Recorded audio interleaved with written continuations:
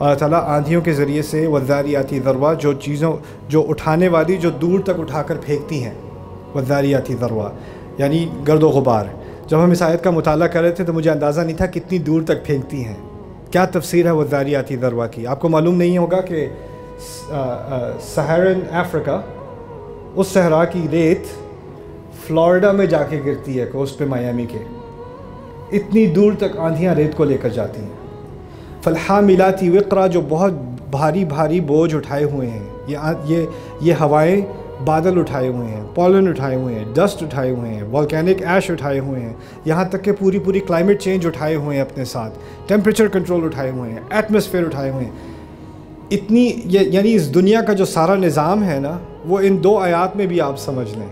اور فالجاریات یسرا، جو ہوائیں آسانی سے چلتی ہیں، جن کی وجہ سے آج تک جو دنیا میں ٹریڈ ہو رہا ہے، جو کپڑے آپ نے پہنے ہوئے ہیں ابھی، یا جو فون آپ کے ہاتھ میں ہے، یا جو جوتے آپ نے پہنے ہوئے ہیں، جو مٹیریل آپ کے گھر کی کنسٹرکشن میں لگا ہے، وہ زیادہ امکان ہے کہ اس میں سے بہت ساری چیزیں سمندر کے ذریعے آپ کے ساحل تک پہنچی ہیں اور کسی طرح آپ کے گھر تک اور آپ کی دکانوں تک اور آپ کی پلیٹ تک ڈیلیور ہوئی ہیں.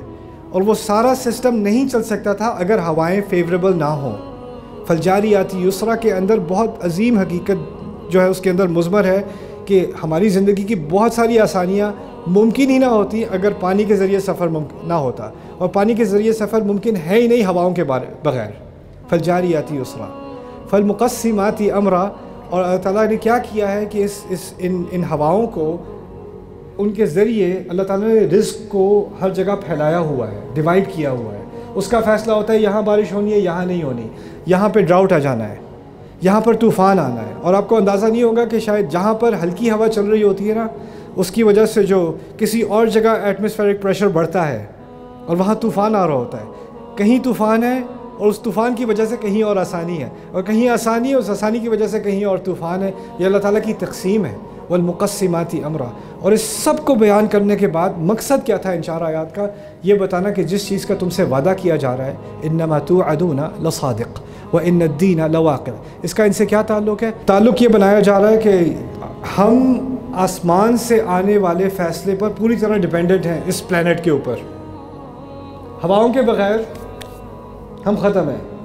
ہمارا رزق، ہماری سسٹیننس، ہمارا سروائیول، ان 4 آیات میں اللہ تعالیٰ نے ڈیفائن کر دیا کہ کیا کیا ہو رہا ہے تمہارے اوپر. اور پھر کہا ہے جو فیصلہ آنے والا ہے، جس چیز کا تمہیں وعدہ کیا جا رہا ہے، وہ بھی آسمان سے ہی آنا ہے. اور جس طرح یہ حق ہے وہ بھی حق ہے.